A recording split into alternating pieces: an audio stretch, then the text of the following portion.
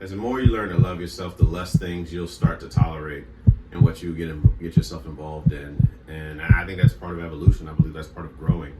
And certain things that were once good, that you felt was good for you 2 years ago, a month ago, or a year ago, whatever, might not be good for you today. Roll me, Mac.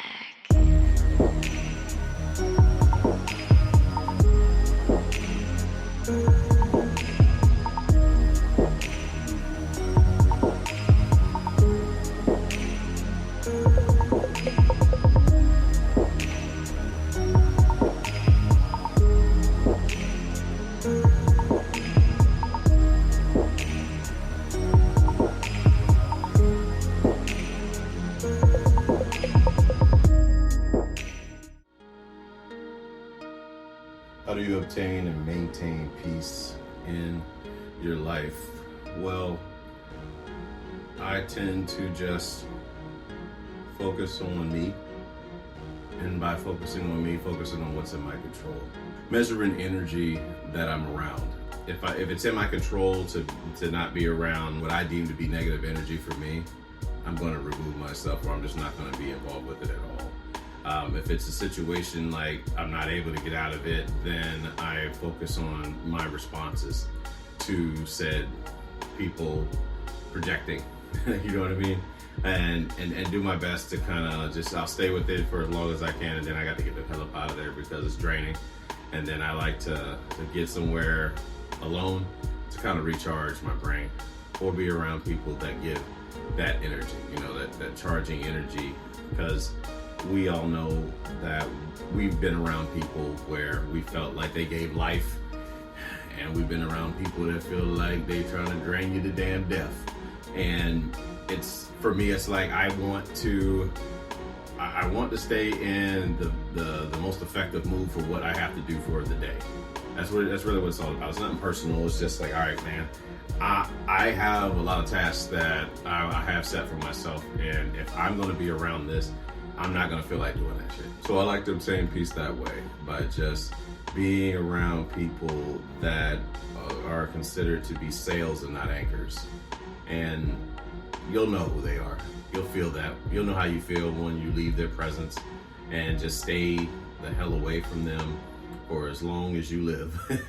If you can help it, man. It's not personal, but they're battling something, and they're just projecting it. And I believe they want the whole world to feel what they feel, in the sense of making themselves feel better. And that I'm okay with that. And I even myself can get in moods where I'm not in the best of them, but I deal with it. I do my best to deal with it on the inside, just self, and not be around people and then just spew out constant negative shit, constantly just being negative for you know what I'm saying, no reason at all. It's not fun to, it's not ideal to be around. Yeah, people are human, but you also have to be very mindful what you say out of your mouth too.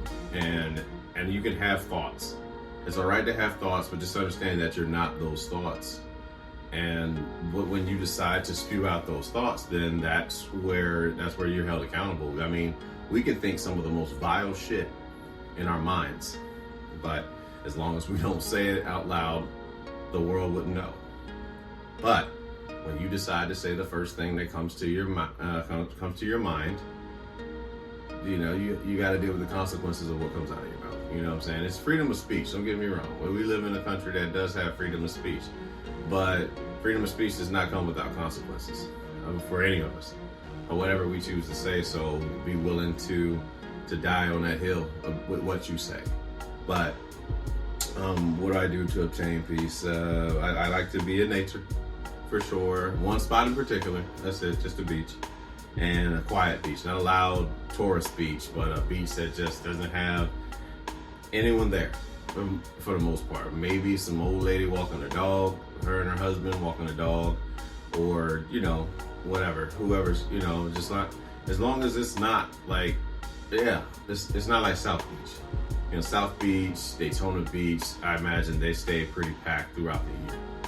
But in the sense of just being at a beach where it's just like a few people, maybe under 20 people out there versus hundreds, it's something, it's peaceful, man. And ain't nobody fucking with you. You just, for me, I just sit there, let the ocean take it all away. That's really how I maintain the peace.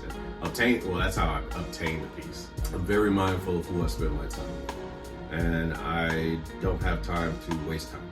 So I try to maximize my time with people that I believe give value to my life. And constantly in observation whether or not that I am getting that value, or if I'm starting to feel drained or something like that. And it's nothing, like I said, it's nothing personal. It's just there's goals to be had, and it's going to take encouraging spirits in order to get those. You know, there's some people that are just okay with being negative, living in negative. They don't even, truth be told, some of them don't even realize they're negative. They think they're being real or what have you. But to have those encouraging people in your life makes a world of difference, man. It makes a world of difference. Like people that don't shoot down your ideas, people that don't shoot down your, you know, any dreams you may have, any goals you might want to obtain for yourself, you know, and obtaining that peace, just sitting there, taking in life, obtaining peace, you know, sitting in silence. A lot of ways, a lot of times is how I get peace, being able to sit in silence, sitting with my own thoughts. And that's a gift and a curse, because there are days where I'm a lot harder on myself than others. There are days where I'm my biggest cheerleader. There's days when I'm my biggest critic. I like to find days when I'm thoughtless. And that's a way to obtain peace, is to become thoughtless and not become the inner critic, not in any way, positive or negative, and just sit. Really, just sit with your thoughts and not get attached to them. Just let them pass through, and get out of the mindset that you have to be responsible for someone. I know a lot for me, because of my upbringing and all that stuff. It's like wanting to feel like you were useful in order to feel loved and shit. And you don't have to do anything. You know, you're not responsible for anybody. You're not responsible for anybody's version of you in their mind either. We have a tendency to run away with the idea of people a lot of times in our life, and then they do something that don't go according to our script, and then we get pissed off at them. But it's just remembering that people are people. People have their own minds, and they have the right to do exactly what they want to do, and not so much what you want them to do. But you also have the right to decide where you want to place them in your life based on what they do. And that's something for us all to kind of digest, for us to all keep in mind, to place people exactly where you want them to be based on what they've shown you. Not on potential, but based on what they've shown you. And decide if it's healthy for you, if it's not healthy for you.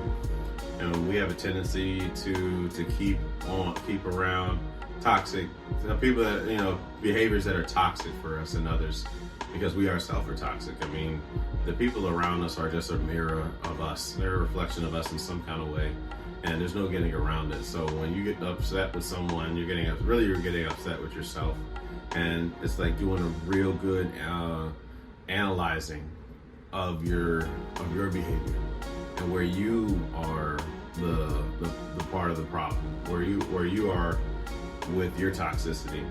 That's another way to obtain peace, is like really just checking yourself, keeping yourself in check in a sense of where you are, the things that you're allowing to go down, how well do you love yourself? Because the more you learn to love yourself, the less things you'll start to tolerate and what you get yourself involved in. And I think that's part of evolution. I believe that's part of growing. And certain things that were once good, that you felt was good for you 2 years ago, a month ago, or a year ago, whatever, might not be good for you today. And it can happen in the blink of an eye. And it's nothing personal. It's just recognizing, like, all right, how does this benefit me now based on the growth in which I'm doing? Because I'm not going to be able to do the same thing, like staying in the same place and looking for change at the same time. That's not going to happen.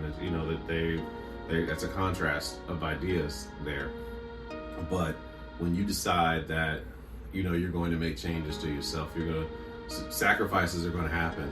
It's going to come with cost.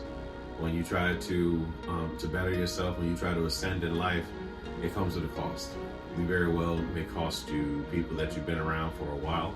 It may cost you jobs that you've been at for a while. It may cost you a lifestyle that you've been doing for a while. It may cost you cars that you once had, or what have you, clothes, whatever it is.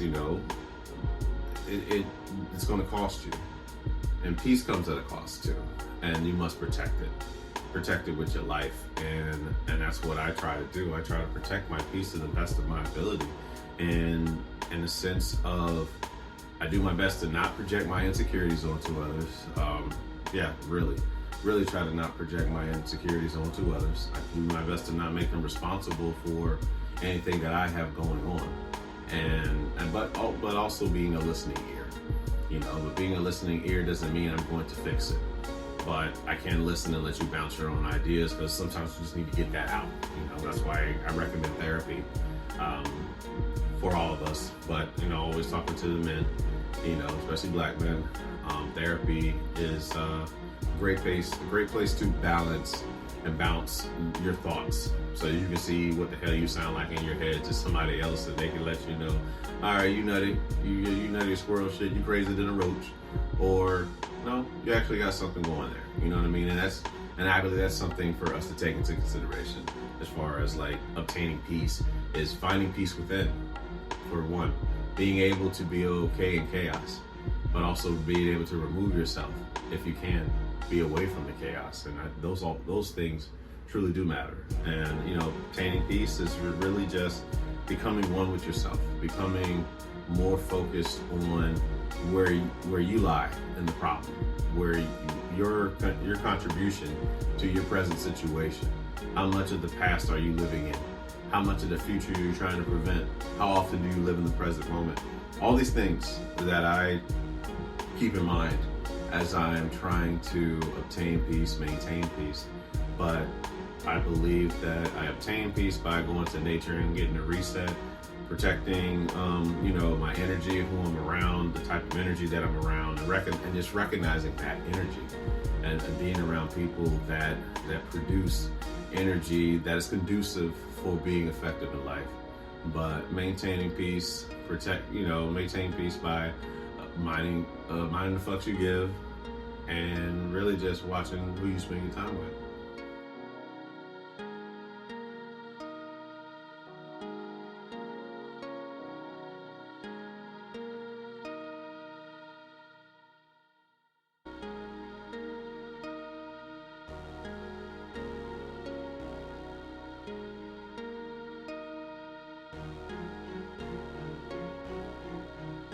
Do you believe in having separate interests in a relationship?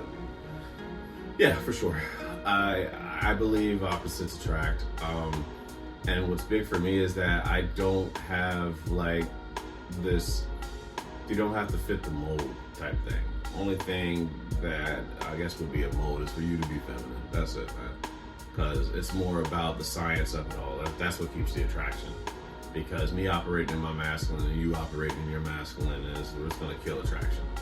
Eventually it's going to kill attraction. You know, initially we might have the physical attraction, but over time, the constant clashing and stuff like that is going to get old. It's going to start pulling at each other.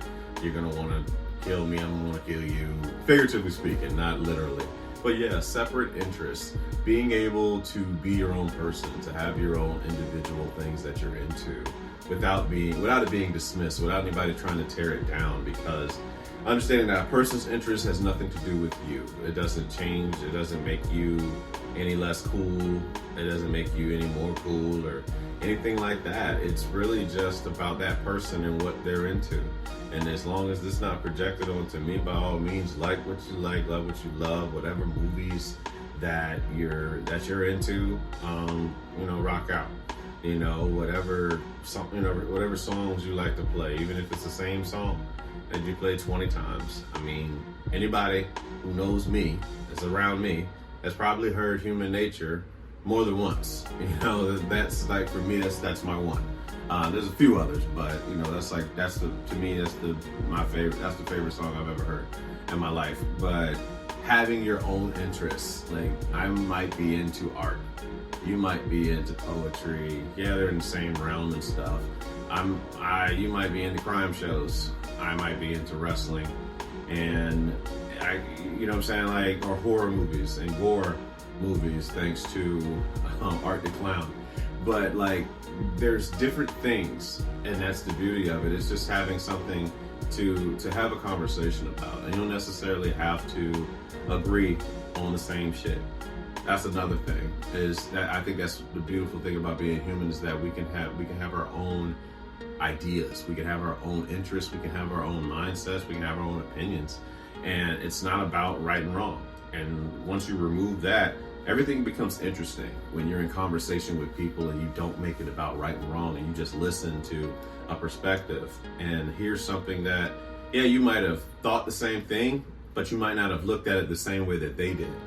And I think that's pretty dope. That's what I love about just the differences of opinions that we have as people, as humans, where we can just have our conversations, we can talk, we can listen, and what would help us even more is to not dismiss. And because we don't agree with it, be like saying that, that shirt is ugly. Yeah, to me, but not to you. And it's not about me. So, but if a person asks your opinion on something, I'm gonna give my honest opinion based on my perspective, but you still might be into it. I'm not going to not love you because you wanted to wear that color shirt or something like that. That's just how I see it. There's no need to be a character. There's a need to have character. There's not a need to be a character. And it's just all about how you carry yourself. You can do whatever, you be whatever you're into. There's a lot of things that I used to do because I tried to fit in that I recognize about myself that I no longer include. Like playing predominantly hip hop, that was trying to fit in. Don't get me wrong, I still listen. Of course, I still listen to stuff. More so some of the stuff that we kind of grew up on that just brings back a lot of memories that I actually like, not songs that I was just listening to so that I could hang with this person, but the songs that I actually that I'm into. And I love not being able to put me into a box, and I wouldn't want to put anybody else into a box either. To find out what are the things that you're into, to know that a person can listen to classical, watch The Office, be into crime shows, actually like watching basketball or football, be into cooking shows, look at roast videos on YouTube, pimple popping or shit coming out of ears, and just different, you know what I mean? Just figuring out what people are into without having a judgment for it, being indifferent. It's like, yo, wow, they're into that. They like to watch lions fuck on YouTube, you know what I'm saying? And wow, they just randomly like to watch that shit. Okay. You can be indifferent. It might be funny, but you could be indifferent about it. There's no need to judge anyone in the sense of like looking down on them or looking up at them. It's just things that they're into. And I believe that's something I value, is being able to recognize what a person has interest in. Like, yeah, music-wise, play what you play. You know, if it's something I'm interested in, you know, I'll groove to it. If it's something I'm not interested in, I can have no opinion on it. I just don't want to be that person that gets in somebody's car and be like, man, what the fuck are we listening to? Dismissive, in my opinion. To me, that's dismissive. I loathe some of the hip-hop songs, you know, the style of hip-hop that's out. Like if I'm around like my daughter or somebody in her age group and they playing that shit, and even younger, that's their thing. Because we had our time to listen to music that we were into, and you know, we got older. Some of us evolved, some of us stayed dressing that way. Some things are more, you know, you're still more attached to them than you once were. You know, I definitely don't dress the way that I used to in high school for a lot of reasons. These shirts actually fit. Before in high school, we used to wear 3X, 4X tees, and I was all of maybe 112 pounds soaking wet. So you can imagine what that looked like. And this is long before the Snap movement, Franchise Boys, all of that. We were just wearing big clothes, you know, baggy clothes was like the thing to wear. We just knew it was cool. Some of the pictures we did look pretty cool, not gonna lie. But good times. But as far as separate interests, you know, relationships and stuff, I'm all for it. I definitely welcome anyone that will welcome me, someone that had different interests than me, and just learning them. And that's really what it's all about. I believe it's really about, in our relationships, family, friends, whatever, intimate, work relationships, is finding out what they're into, learning how to love them, and letting them have the freedom and the courage to be themselves. You know what I'm saying? So yeah, I'm all for separate interests and relationships.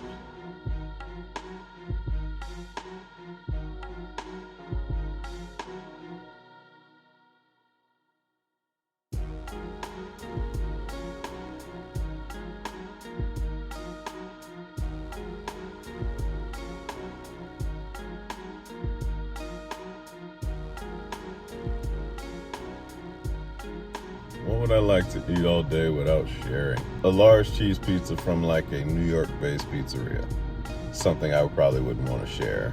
Yeah, a large cheese pizza from, you know, like a thin crust, New York style based thing that the cheese is like, if it's anything like what I saw in the beginning of Ninja Turtles 2, that's what made me want cheese pizza. The first 20 seconds of Ninja Turtles 2, and for those who know, you know, but for those who don't, be sure to YouTube Ninja Turtles 2 to see how everybody's cheese was stringing and shit when they were eating the slices, and guys at the light, guys on the you know, on the horse and carriage, they were, the cheese pizza just looked amazing. So I mean, everything else, I would say beforehand, before my diet switch, cheeseburger macaroni, did not want to share. Lobster and shrimp linguine from Bahama Breeze, didn't want to share. Stuffed crust, probably wouldn't want to share. Seafood Alfredo, wouldn't want to share from Olive Garden. But I don't know. I guess I'm in a different place in life. But don't fuck with my cheese pizza from the New York-based pizzeria. I got to have it.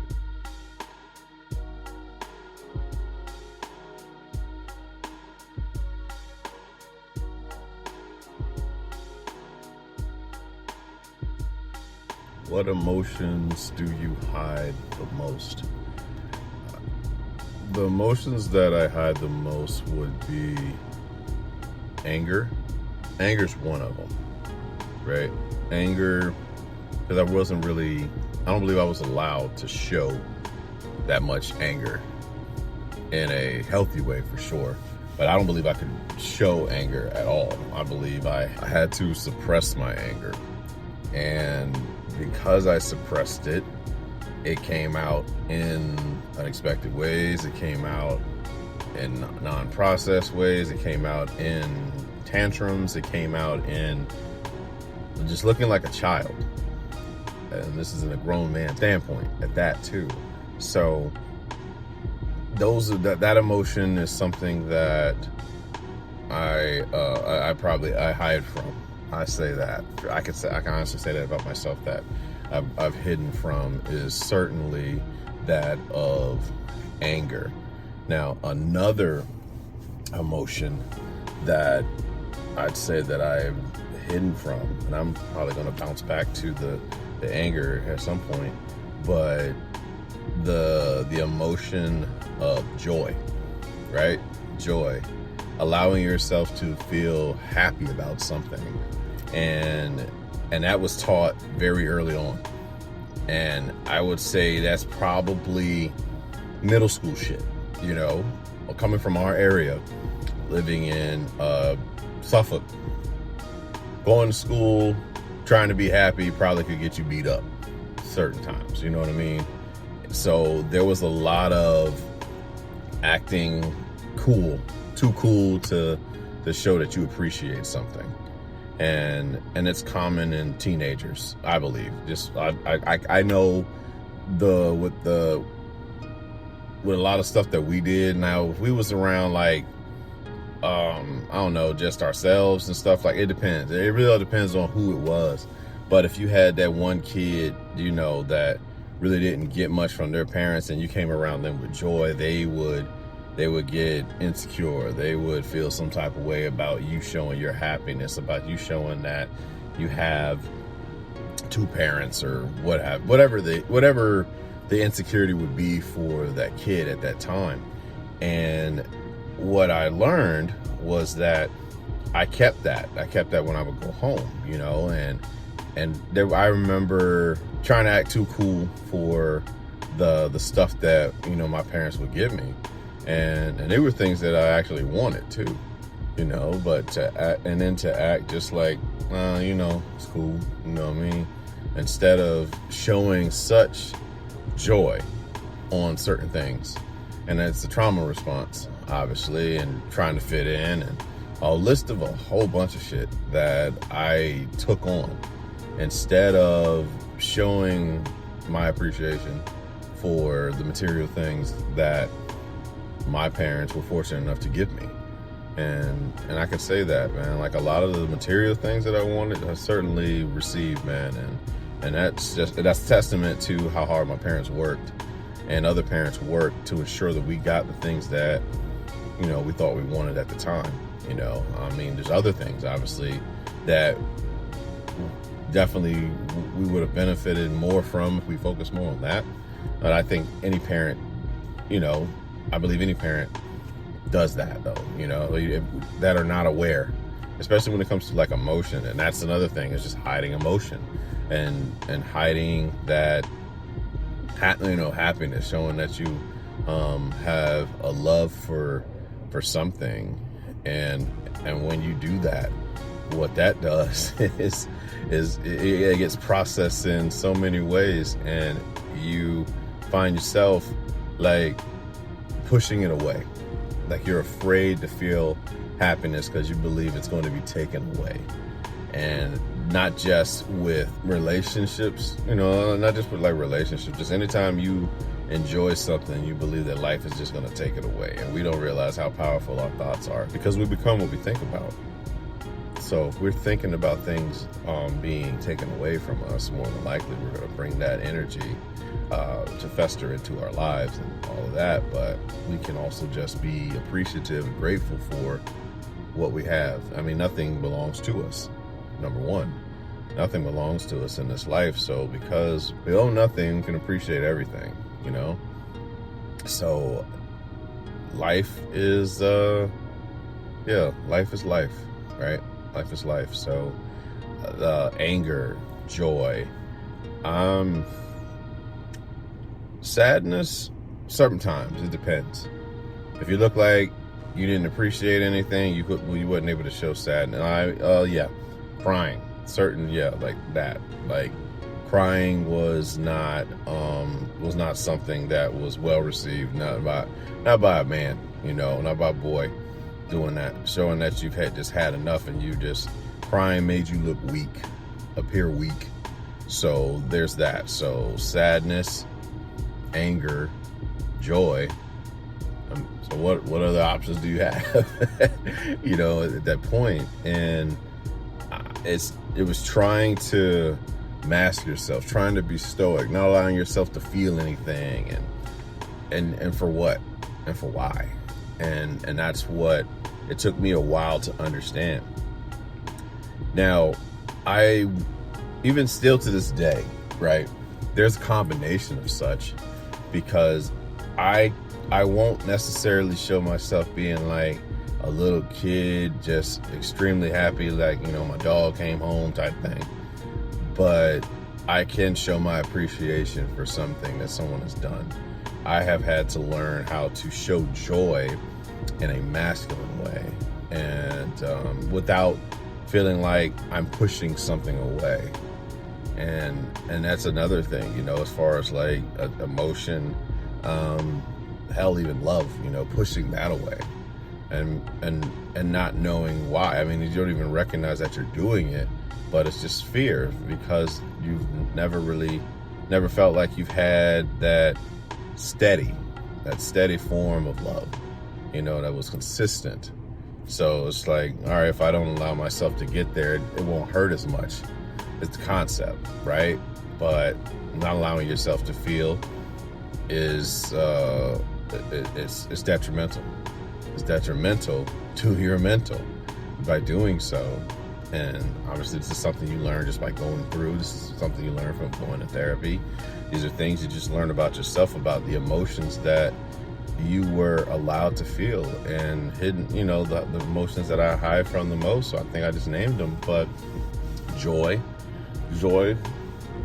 I know I'm more receptive to joy now than I was before, because I give credit to like God, the universe, for a lot of the things that come into my life. And I just don't I know that it's not me pulling the reins on a lot of this stuff. My thoughts, sure, we can give it that much, but as far as like the protection and the ways that I have been covered in the last few years is astounding to me. So I do my best to show gratitude. That's my way of showing joy. I show gratitude for things, and I say that I'm grateful for these things. I'm grateful for these people. I'm grateful for just life itself, ability to breathe, ability to have air. And so I've been more receptive to joy. Anger, now I have a different understanding of anger. Anger is now being approached with silence. So when I do feel anger inside, I recognize where it comes from. And a perspective that was given to me by Thich Nhat Hanh, God rest his soul, was that anger is the wounded inner child. So it's a part of you from childhood who did not feel seen, heard, and loved. And it's like, how do I go about allowing my childhood side to feel seen, heard, and loved without projecting that out to my peers and making them responsible for my happiness? So it's learning to listen to the soul, learn to listen to what's going on inside, and not make anyone be responsible for that task of being happy, because no one can make you happy. They can compliment your happiness, but they're not able to make you happy. And then sadness, I've learned to embrace, but I do my best to not dwell on it. But when it does happen, like if somebody offends, if I feel something, it's up to me to decide what gets to me. I choose to be offended by whatever it is that I'm finding to be offensive. So I look at sadness differently based on what I've been taught in Stoicism. So I don't necessarily allow myself just to wallow around waiting for somebody to save me like I used to. And I do believe just how things are taught in the church, that somebody's coming to save you, this type of thing. It's just it's a mindset.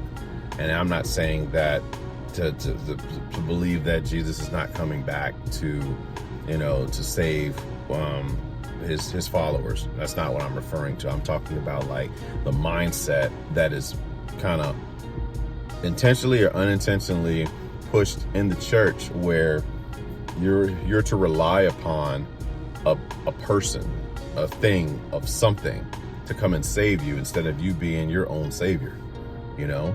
And from like things here on earth.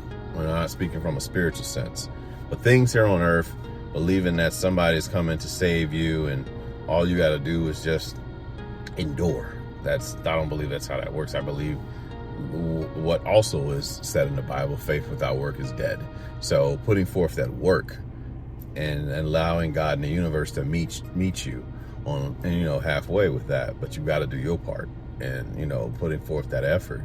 So sadness, right? Sadness is something that I've learned to kind of dissect a little bit more before I allow myself to ask myself, am I really sad? And if I do feel a certain way, I just allow myself to feel, because I'm human. But yeah, so joy, anger, sadness. Yeah, I've allowed myself to kind of to learn how to feel those things in a little bit more conducive way for me, and as far as like how I want to carry myself. And it's not been easy. It's not.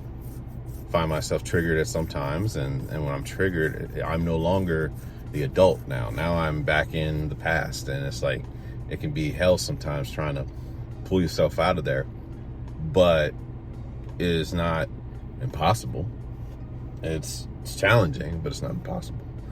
But yeah, I mean, I can think those to me, those three emotions are the three emotions that I probably hid from the most in my life, throughout my life, and learning, and again explaining how I've learned to kind of incorporate those a little bit more in a healthier way that doesn't leave me looking like a child throwing a tantrum or projecting myself onto others. That's the end of this one, man. That's the end of this show. And I want to thank everybody for kicking it with me throughout this episode. Be sure to share on your timelines. Be sure to like, comment, subscribe when it comes across your timeline. Don't take but a couple seconds, but I also understand if you don't want to do so, but it will help out the algorithm a little bit. But thank everybody for watching the show, following the show, listening to the show, critiquing the show, liking the show, disliking the show, whatever it is that has you keeping this show in your mouth. That's what she said. And ensuring that we keep this thing rolling, the process of healing, and just starting the conversation, not to prove anybody wrong, not to prove anybody right, but to just start a conversation of being involved with like mental health, spirituality, sex, life, relationships, dating, all that shit, everything that we discuss on here. But I am Romy Mac. I appreciate you guys. This is Ask Rome, and I'm out. Good night, kids.